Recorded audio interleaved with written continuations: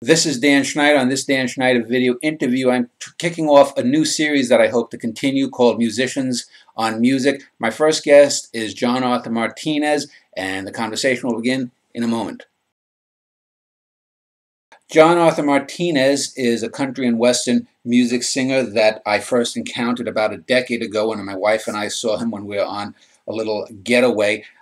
He is probably best known to people who would be watching this because he was on a show called Nashville Star about 15 years ago, where he finished, I think, in the runner-up position that year. It was sort of the country version of American Idol.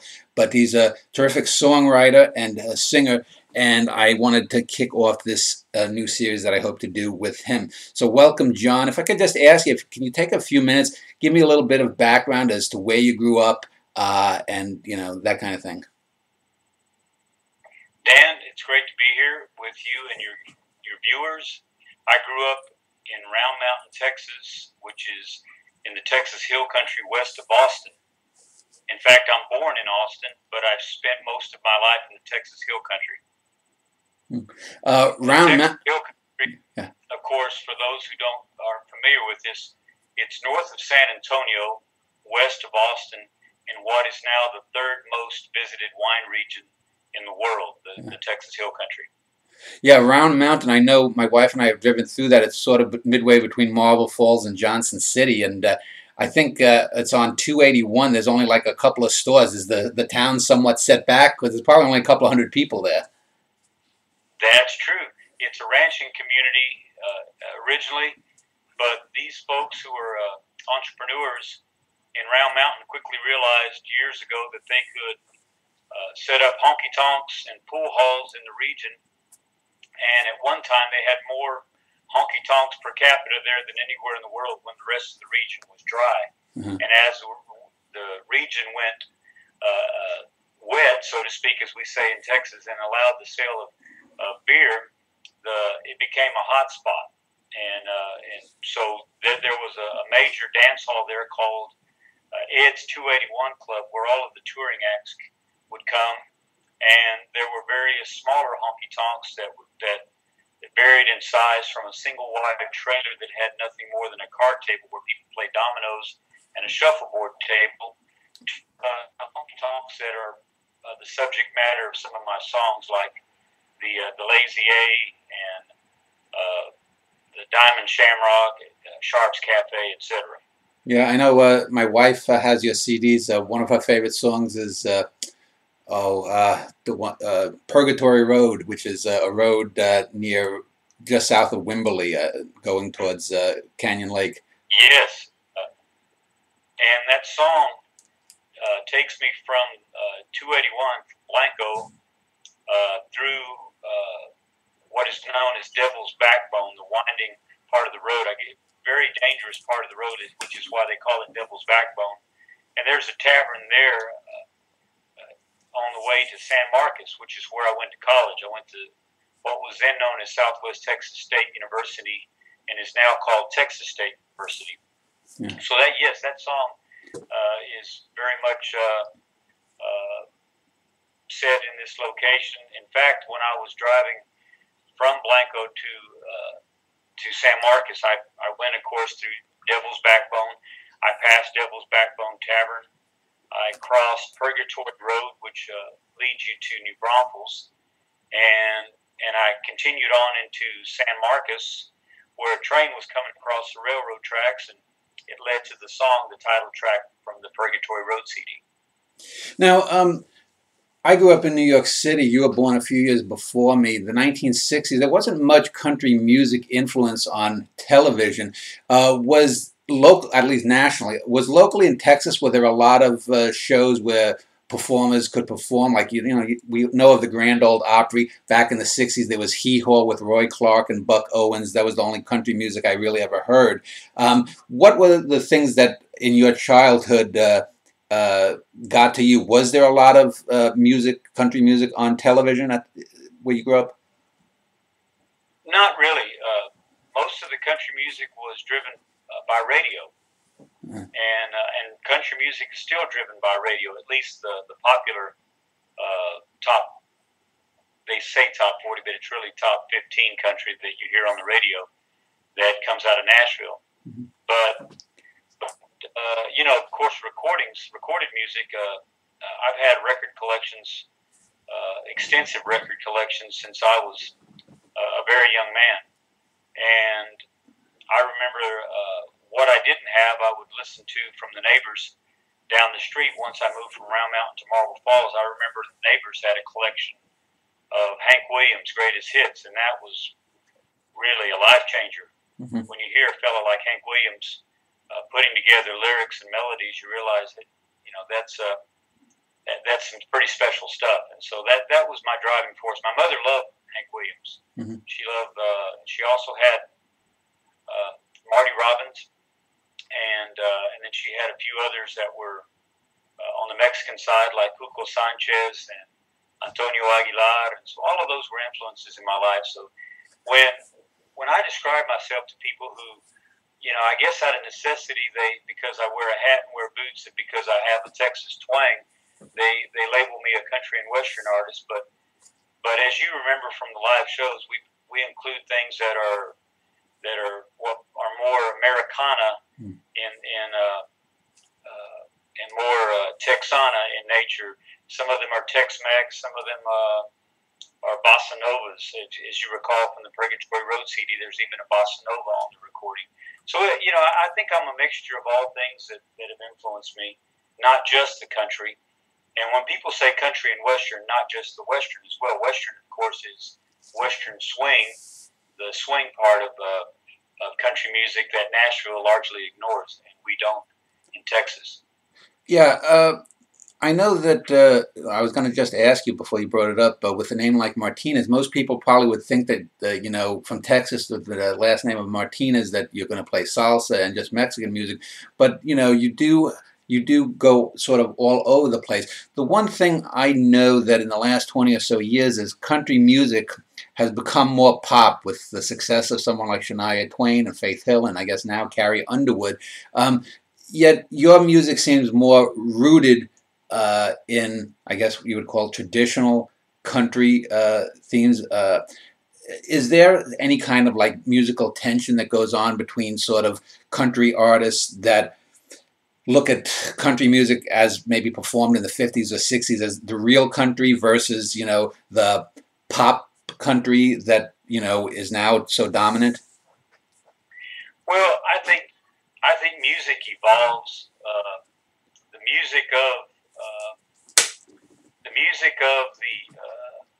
that '80s revolution that included Clint Black and Garth Brooks and Randy Travis and Dwight Yoakam. That was very much included traditional country and in it. And that music is totally different than the music that preceded it in the 70s or the early 80s. When you think about the music, even the music that was made by people like Merle Haggard, and I mean, they used a drum machine on some of the recordings that George Strait did as well. And that was quite different than the music from the early 70s and the 60s and the 50s and the 40s before that, when it was called hillbilly music. So I think music just keeps evolving, and there are some great things coming out of Nashville, but for whatever reason, they feel like they have to produce it to where it sounds comparable to a pop recording, and so it just evolves. And I don't let that in any way upset me or deter me from what I do. My music, you know, what I do here in Texas as a singer-songwriter plays well in Europe. And in fact, if I were just doing covers of Rascal Flatts and Florida Georgia Line, you know, I wouldn't be accepted in the tours that I do in Europe. So what I do is definitely a bit more organic than what comes out of Nashville. And that's just, if I were in Nashville, I would try to take what I do and give it a pop slam. So. I know that when my wife and I have seen you about a half a dozen times, I think all but once you had some other artist that was in town or something, and you asked them to come and jam for maybe a third of the show with you or something. Is that something that, if I use a term like working musicians, that you're not doing these huge tours, 200 dates over to push a big studio album?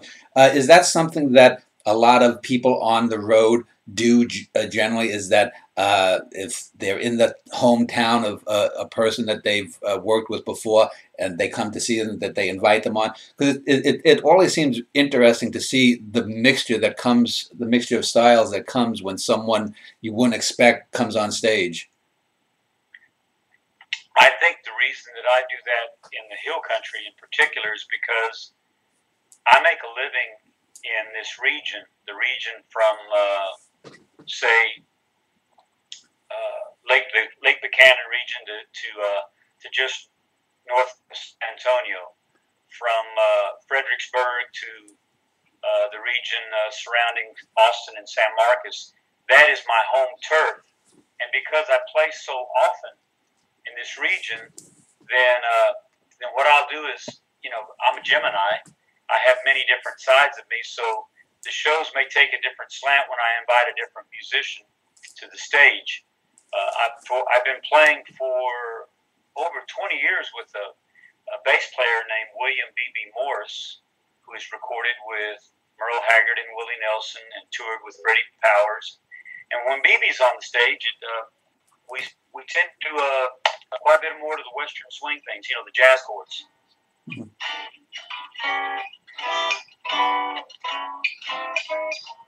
And that's definitely jazz.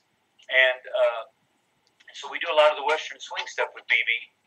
And when I have Luis Coutinho de Souza, the Brazilian percussionist, he's been touring with me and performing with me for over 11 years. I add more of the Latin stuff to the mix. So it just varies with who I invite up to the stage. As to, I want to give them, I want to call the songs that allow them to do their best. When you go touring, say, outside of the Texas area, like I think later this year you're going to go to Europe, do you go touring with maybe like 8 or 10 acts and you each get 20 minutes on stage, or do you go by yourself? And I mean, how firmly booked are the dates? If like you're doing, do you know when you're going on tour that you're going to do 8 dates in Germany, say, or something, or is it one of those things where you go over for a couple of months, and if a gig comes up in between 2 dates, is it more fluid? Most of these things are booked well in advance. I have an agent named Irene Schmidt who lives in Brunnen, Switzerland. That's not too far from Lucerne and Lake Lucerne, and she books these dates pretty much in advance. In fact, the tour that you're speaking of, I just completed. We started in Italy. We went to France, then Switzerland, and then Germany, Austria, and then back through Italy, and then home. So that's what we just completed. But we already have the anchor date, and when I say anchor date, I mean the major event that will bring us to Europe in 2018, and that's a festival in Germany. And that festival will probably have multiple acts performing, and I'll be among those acts who are performing. But typically, because the number of years we've been coming and the stature that we have in Europe, which is substantially greater than the stature we have in Austin, we'll most of the time we'll be the headliner when we do these show dates. Why is that you just said? I mean, you're from the Austin area. Is it the shadow of Nashville? Because I know a lot of people who are country music purists look at Nashville the way a lot of actors look at Hollywood, in terms of that they don't care about the artist or whatnot. So are you saying that Germany or France is more appreciative of country music from America than Texas is? No, I'm not saying that at all. What I'm just saying is that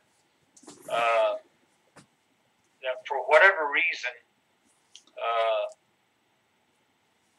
we're able to fill a theater in Paris where we couldn't do that in Austin.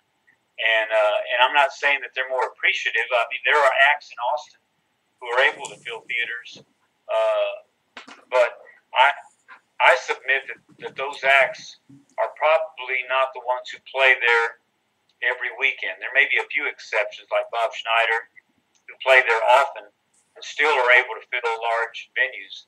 But most of the Austin acts probably have to leave Austin in order to be able to do shows that are ticketed and that have a larger audience. Because all the shows that we do in Europe, they're definitely ticketed shows.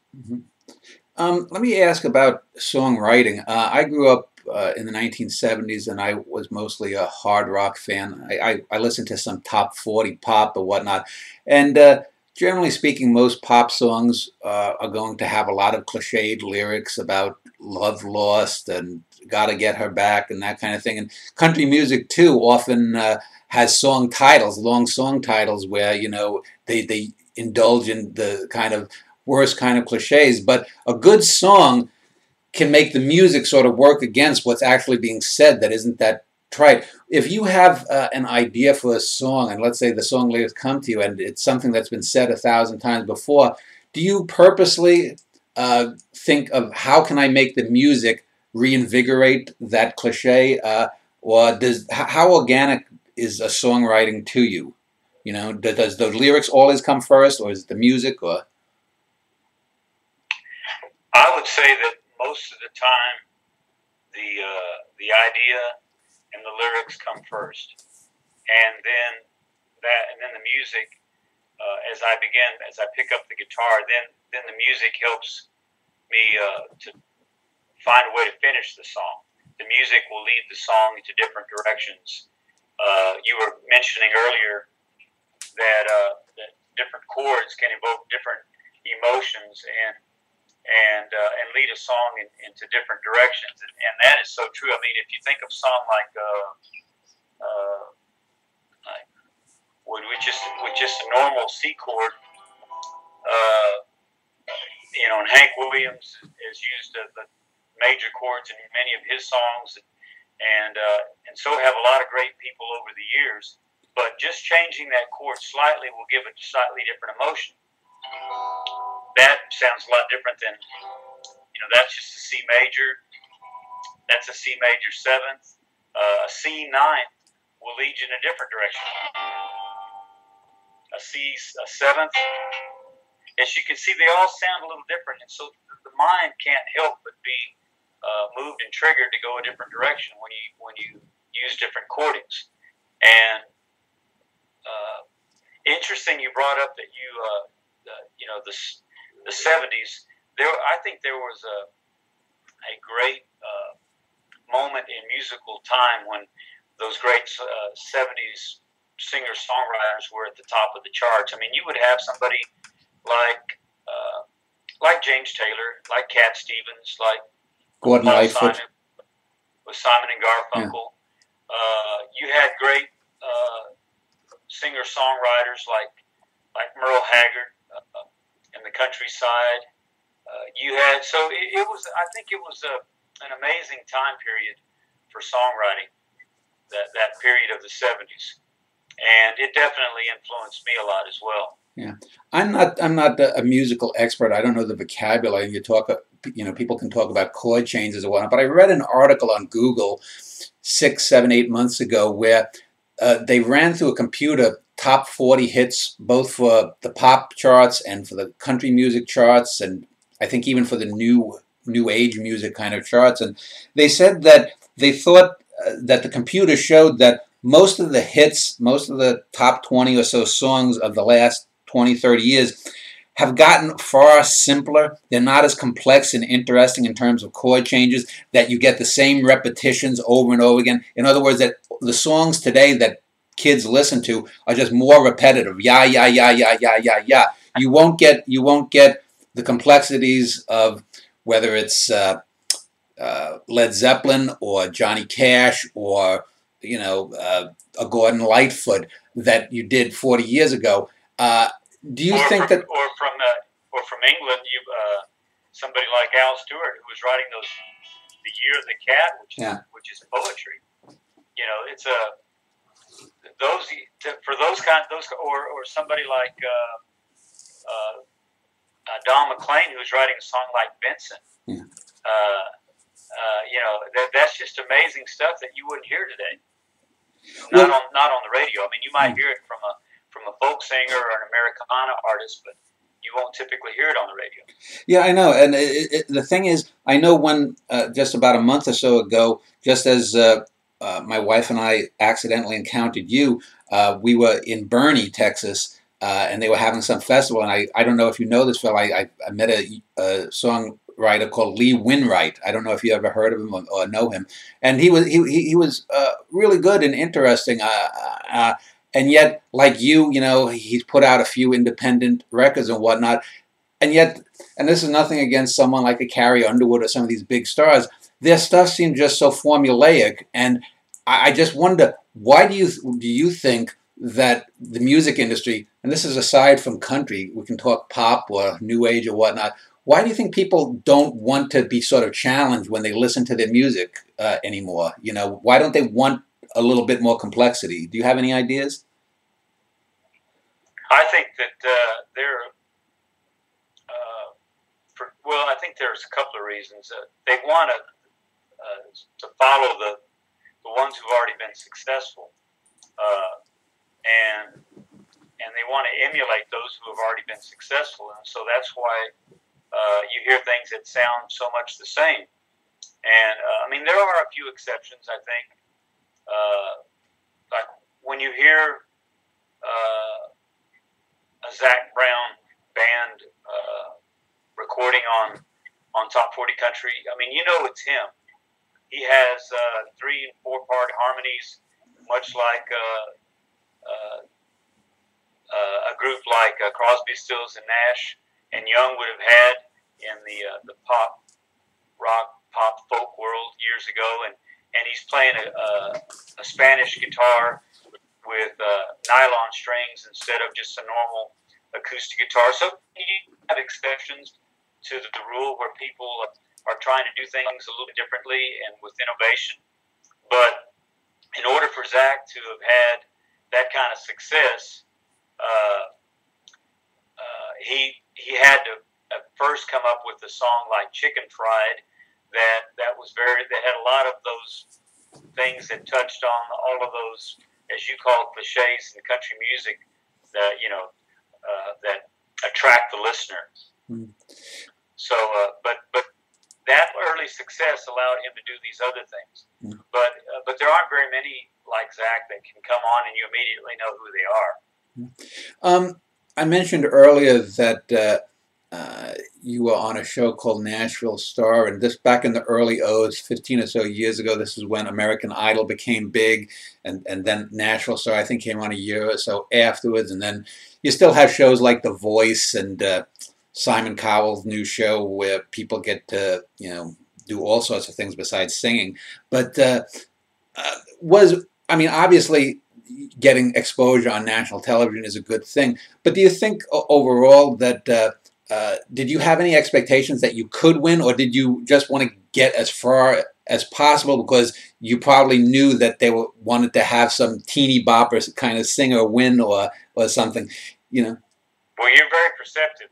That's exactly how I went into this. I thought, well, I want to hang around on this show long enough for people to hear my original music. Yeah. And that was my goal. If I could get to the show where they allowed me to perform my own song, then I could connect with people. Mm-hmm. Because the first couple of shows I was forced to sing songs that fit the parameters of the producers and their theme for that particular show. And when we did a compilation album, when we had to choose a song, they wouldn't allow me to record one of my own songs. Mm-hmm. They said we had to choose a song from the Sony catalog. So I chose a song that my daughters had been performing for many years, that Keith Whitley had a hit with called "When You Say Nothing at All." Mm-hmm. It also was a pop hit. And what I did was I took one of the verses and I rewrote it into Spanish, which they allowed me to do. And that was how I connected with the people. Sin palabra tú hablas con mi corazón. And suddenly it sounded like one of my songs. And then, so that's how I wound up connecting with people, because they saw that I was different.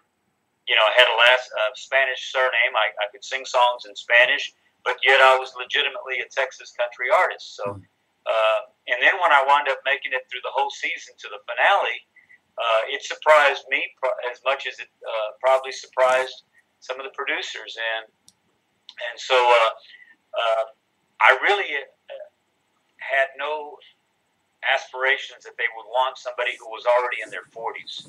At that time, I was 40 years old. But what the show did allow me to do was to pursue music full time, because now there are pockets of people all over the United States. There are pockets of people all over the world, actually, that heard those rebroadcasts of Nashville Star on the USA Network. My buddy that plays percussion with me, Luis, I spoke of earlier, says MTV Brazil rebroadcasts those shows. The Country Music Channel in Australia rebroadcasts those. And because of the advent of the internet and YouTube, those shows were rebroadcast continuously all over the place. So yes, it did allow me to reach a larger audience, even though you're absolutely right. They did want someone like a Miranda Lambert, who was young and attractive and fit the mold, so to speak. Now, let me just talk about artistic success and material success. I know someone who probably, had seen you on that show and comes years later says, oh, he's still living in Marble Falls, and probably someone who Googles Marble Falls, the first thing that'll come up is when they exploded that bridge down into the river, and they'll say, well, he's not playing L.A., he's not playing New York, he's on a regular basis at least. And so do you ever run up against that kind of, I guess, snobbery where people are like, well, he's just a regional artist? I know a lot of painters, for example, will get pegged as Western painters. Here, if you go to Marble Falls or whatnot, you'll see in the little galleries, you'll see the horses and whatnot, and their work isn't taken seriously as painting. Is there a similar thing that because, let's say, you're not on a major Nashville label or something, that this guy is just, his career has stalled or something? Well, I can't necessarily worry about what the perceptions that some would have. There's probably 1% of all musicians, Dan, that are making a living doing music, and or maybe even less than that. It's a very small slice of people who can say every day, or at least every week, I have 4, 5, 6 shows to perform, and who are working on their 12th album, who have opportunities to travel and go tour in Europe, to do short run tours through Arizona and or Montana, Idaho, and Washington, or New England, or Florida, who get to do what I do, essentially, and get to make a living doing it. And I'm not saying that every week I don't worry that, well, I'm going to have to fill those dates in July in order to make the mortgage payment. Yeah. But I've actually been able to buy my own home. I have my own property, and I have my own independent label. I have my own recording studio. I do projects for other people. I have Kickstarter campaigns to fund the promotional part, and so one of the things, interestingly enough, that was one of my Kickstarter rewards was the opportunity at a certain level to co-write a song with me. And I was amazed at how many people would were interested in doing that. So, I mean, I found creative ways to make a living. You know, I have a regular Tuesday show. I have a regular Wednesday show. I have recurring Thursday shows.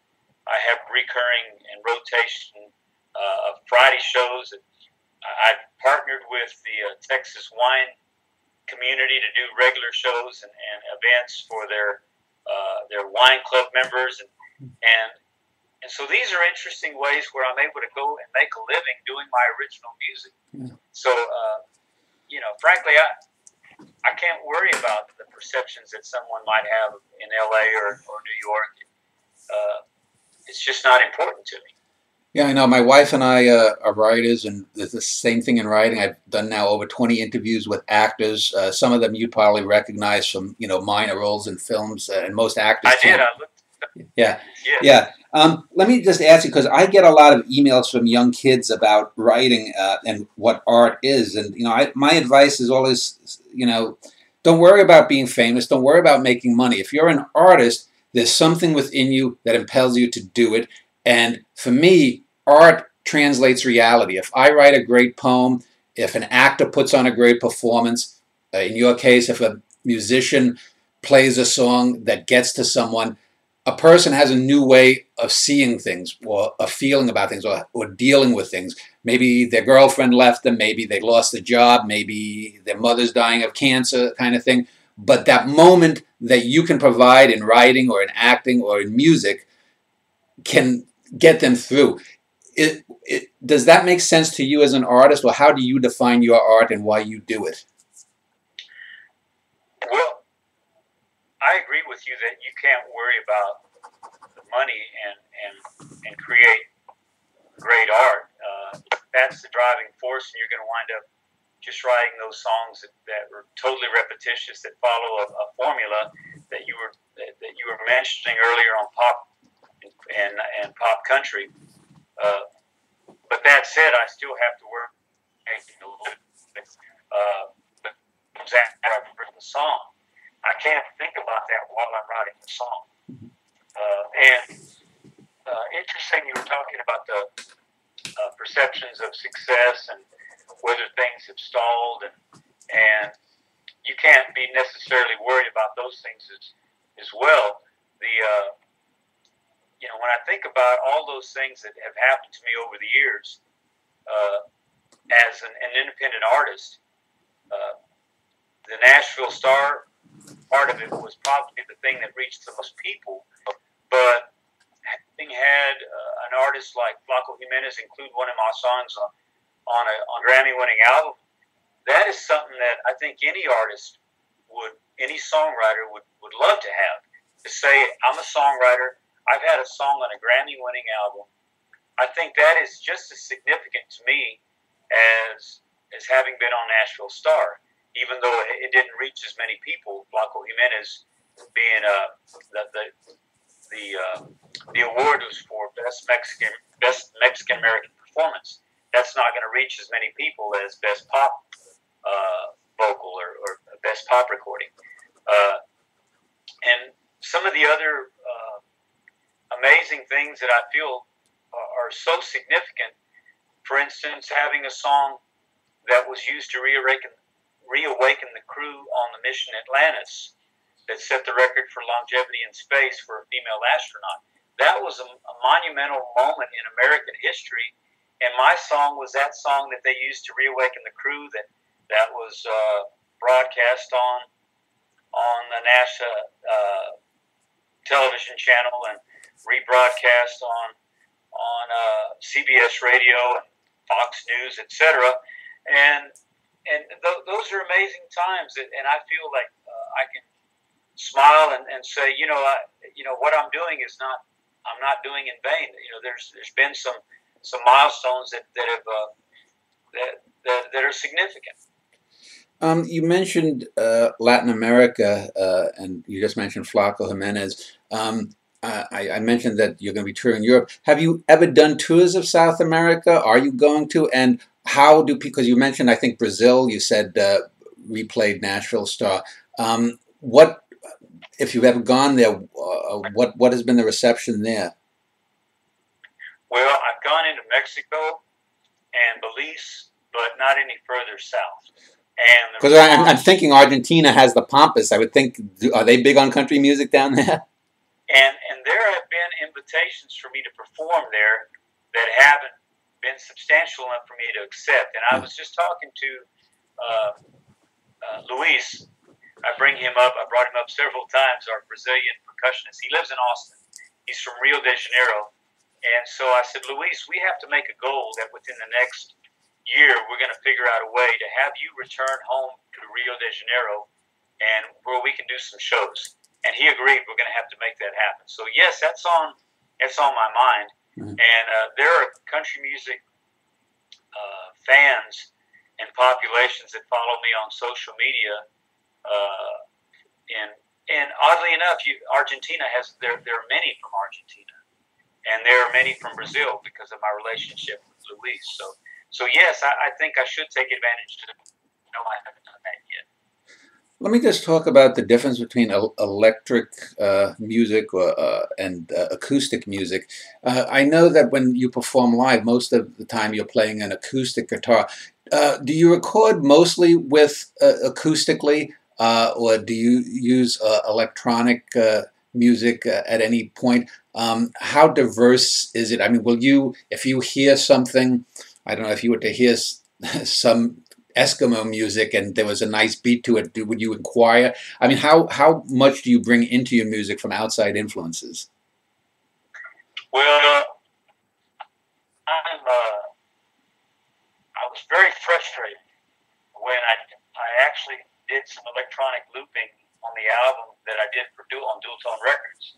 And the drummer created these loops because a lot of my songs had interesting rhythms, and so we wanted to make sure as we were tracking the song in the studio that it had that feel that I wanted. And like for instance,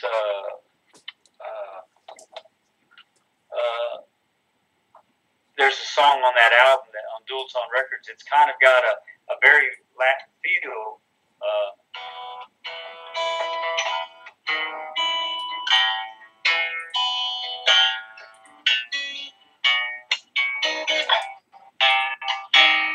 And it has a very Latin feel. So the drummer said, I want to create a loop for that, so that way we can really feel it as we're recording.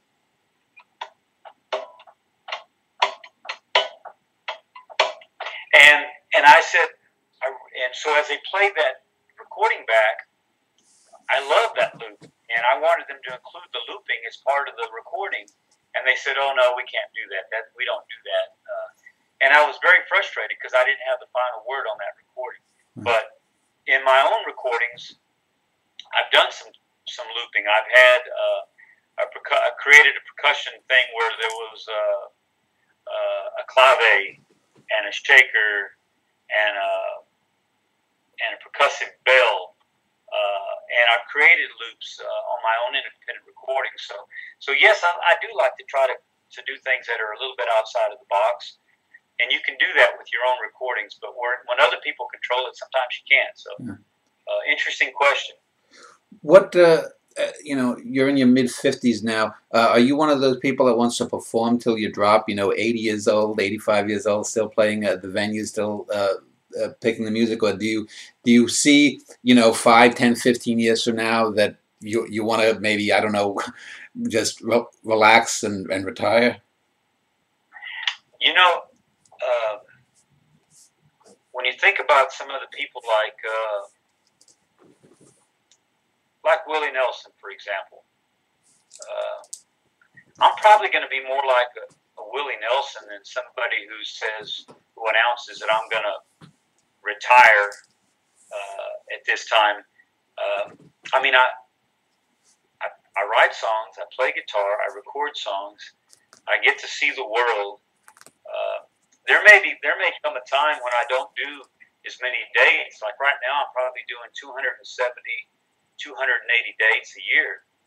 There may come a time when I don't do that. There may come a time when I follow the model of a group of musicians that I met, for example, from Canada. they're in Canada during the warm weather time in Canada.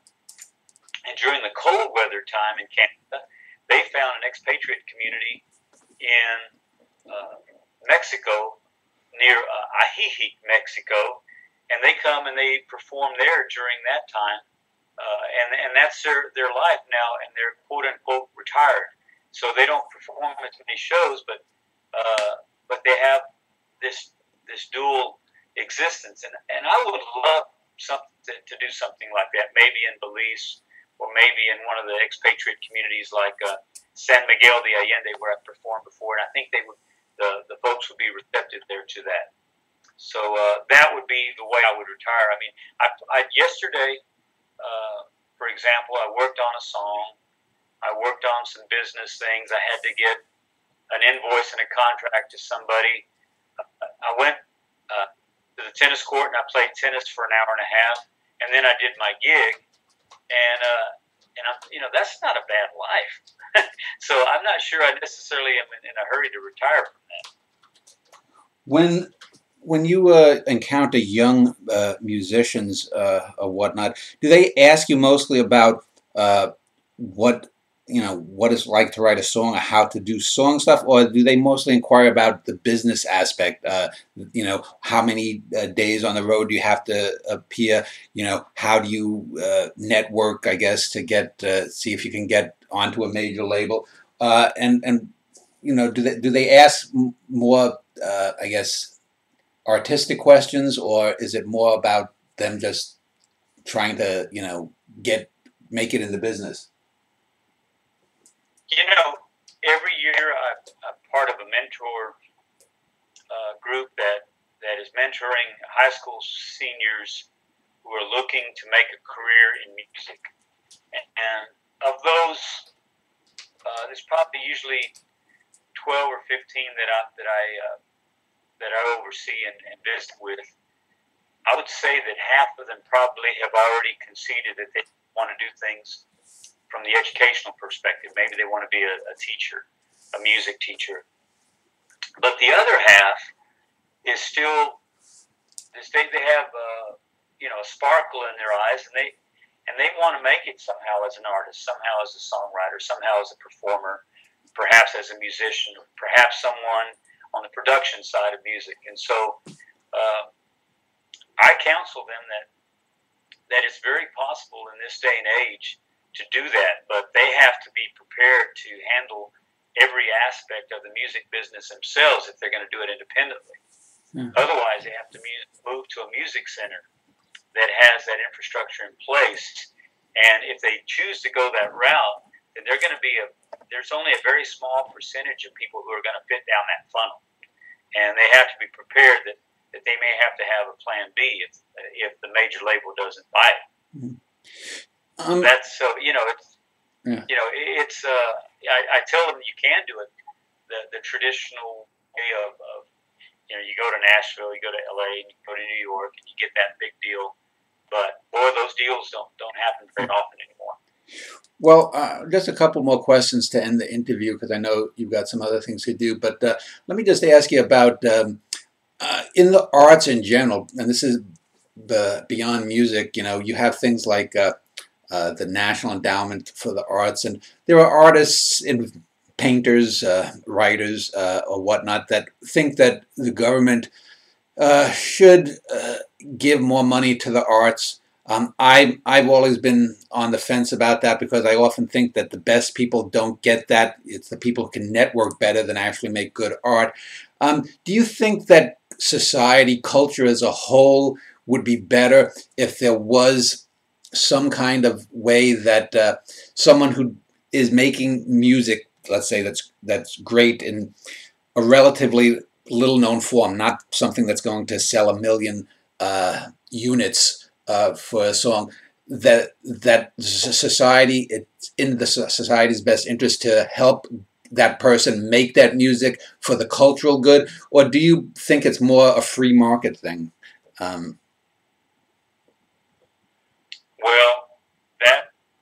that is a complicated question. Yeah. I think it does send a strong message when a community says that they want to get behind the artists, they want to get behind the musicians, and it sends a strong statement.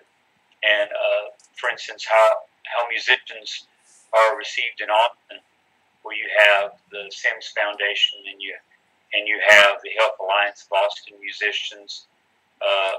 Those are things that help cultivate that music climate in Austin. There's so many venues there, of course, that are live music venues, and so and then there are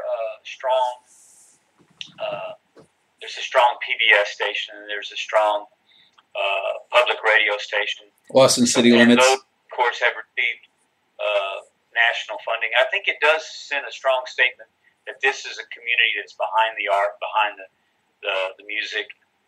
And with that said, as you're developing your career, I think the market eventually says, "I'm sorry, but I don't think that's quite up to snuff, and we're not going to get behind you, and in a big way." And so there are some people who rightly so probably say, "Okay, this is going to be a hobby, and I'm going to work at IBM for 40 hours a week." So but that said, there are people that still find a way to make it.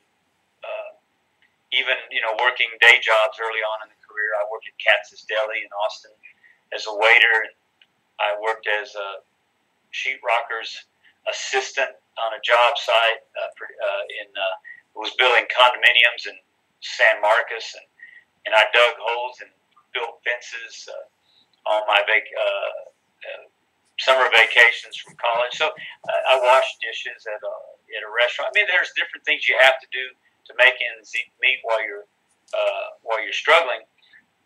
But once you've put in the effort, and I mean the effort to be as proficient a guitarist as you possibly can, to be knowledgeable about the recording process so you can make your own recordings, to at least aligning yourself with people who can help you with publicity and market and social media. And once you put in all those hours and that time, then these opportunities do start opening up. For instance, there's a fellow who did photography for me on the dual tone release, Lone Starry Night, that's asked me to supply 4 songs for his independent film, a film called Miss You Already. He's an independent filmmaker named John Dyer, who's only made a couple of films prior, but he's mostly going to go the festival route with his independent film.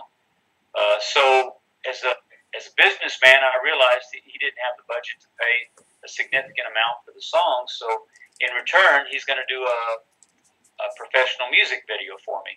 So that there are things you have to do to make ends meet. I know that that crowd funding is a way where my fans can help me move forward, but I'm not sure I'm going to get very many public dollars from the government to do something like this. So that's a long answer to get back to. I agree that I think that funding is probably going to be more done independently than it is from government sources. Well, as we end the interview, I will link to johnarthurmartinez.net, which is your website, below this video. People can click there if they've enjoyed this interview. Let me just finally ask you, I asked you about, what's going on, your views for the long-term future. How about in the next year or two? I know I just mentioned earlier that you are touring in Europe. Are you planning to release any new CD soon? What will it be? Will it, will you have a flamenco beat on it, or what's next on your horizon? My new album, I do have a new album that I'm completing in the next few months. It's called San Antonio Woman. That's the title track of the album, of a song that I co-wrote with Kent Finley. that song and a few others are going to appear in the film that I'm talking about. I want to do this from a business perspective. I want to launch this at the same time the video is ready of a song called "You Were That Oak to Me" that's included on the album. I want this one to have the most elaborate packaging that I've done to date with the lyrics included. And another song from that album is going to be used for a television show on DirecTV done by a veterans group trying to lessen the suicide rate of the returning Iraq and Afghanistan veterans. So there is a lot going on in my career. And a lot of it is associated with this new release, San Antonio Woman. And of course, I'll go to Europe in 2018 to tour behind it as well. So yes, I'm always doing something. I'm always writing. In fact, I'm working on a song this morning before I spoke with you. So I mean, the creative juices never stop. Okay. Well, again, JohnArthurMartinez.net is your website. It'll be below this video. And thanks for your time, John. Thank you, Dan.